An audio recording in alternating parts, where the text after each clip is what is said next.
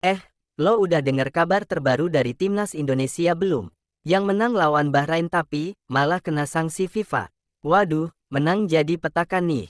Jadi gini guys, Indonesia baru aja menang 1-0 lawan Bahrain di laga ke-8 kualifikasi Piala Dunia 2026, tanggal 25 Maret kemarin.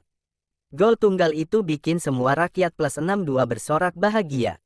Tapi eits, euforia itu langsung ditepis FIFA kayak bola corner. Ternyata kemenangan itu ada harga mahalnya yang harus dibayar. Apaan tuh? Simak terus ya. FIFA ngirim surat cinta ke PSSI, tapi isinya bukan ucapan selamat, melainkan sanksi. Ternyata ada oknum supporter yang kedapatan nyebarin ujaran diskriminatif dan xenofobia pas pertandingan udah masuk menit ke-80. Loh, xenofobia tuh apaan sih? Kok bisa sampai bikin FIFA ngamuk?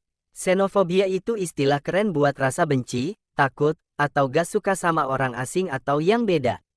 Entah karena warna kulit, budaya, atau asal negaranya.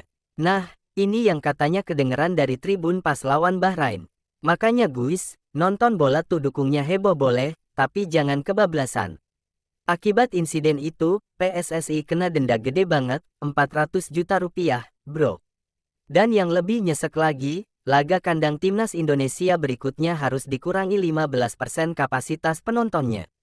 Kebayang gak, stadion segede GBK tapi 10.000 orang harus gigit jari. Nah, media dari China langsung nyorot kabar ini, guys.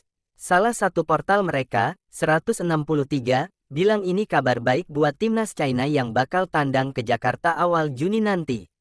Lah, kok bisa kabar buruk buat kita malah jadi kabar baik buat mereka?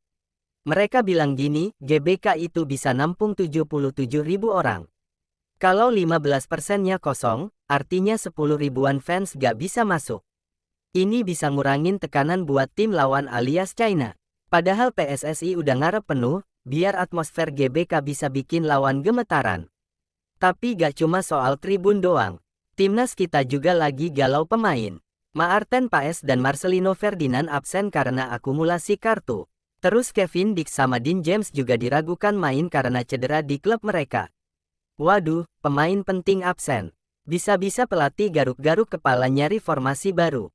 Media China itu bahkan nyinyir, bilang kalau supporter Indonesia bakal lebih kalem karena takut timnya kena sanksi lagi.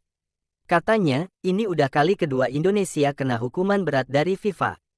Kalau sampai 3 kali, bisa kena diskualifikasi. Gila, udah kayak kartu merah ketiga, langsung, game over, buat Indonesia. Masih dari media yang sama, mereka nambahin kalau ini bisa jadi momen emas buat China. Soalnya, Indonesia gak cuma kehilangan pemain, tapi juga lagi dihantam banyak tekanan. Tapi, bener gak sih Indonesia lagi rapuh? Atau justru ini bikin mereka makin garang? Tenang, guys. Meski kondisinya gak ideal, posisi Indonesia masih lebih oke. Kita ada di peringkat 4 dengan 9 poin, sedangkan China di dasar klasemen, baru 6 poin dan tinggal sisa 2 pertandingan. Jadi secara matematis, kita masih punya peluang besar lolos ke babak selanjutnya. China sendiri lagi down abis kalah 2 kali beruntun lawan Arab Saudi dan Australia. Sedangkan kita, abis ngalahin Bahrain dengan mental juara, walau sebelumnya sempat kalah dari Australia. Yang penting sekarang, jangan kehilangan momentum dan tetap semangat juang. Media China emang nulis kalau Indonesia gugup karena laga ini super penting. Tapi yang mereka lupa, GBK bukan cuma stadion, itu markas semangat rakyat Indonesia.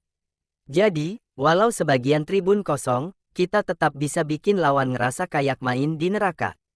Jadi, siap-siap deh China. Di GBK, kita gak butuh tribun penuh buat bikin kalian kelimpungan.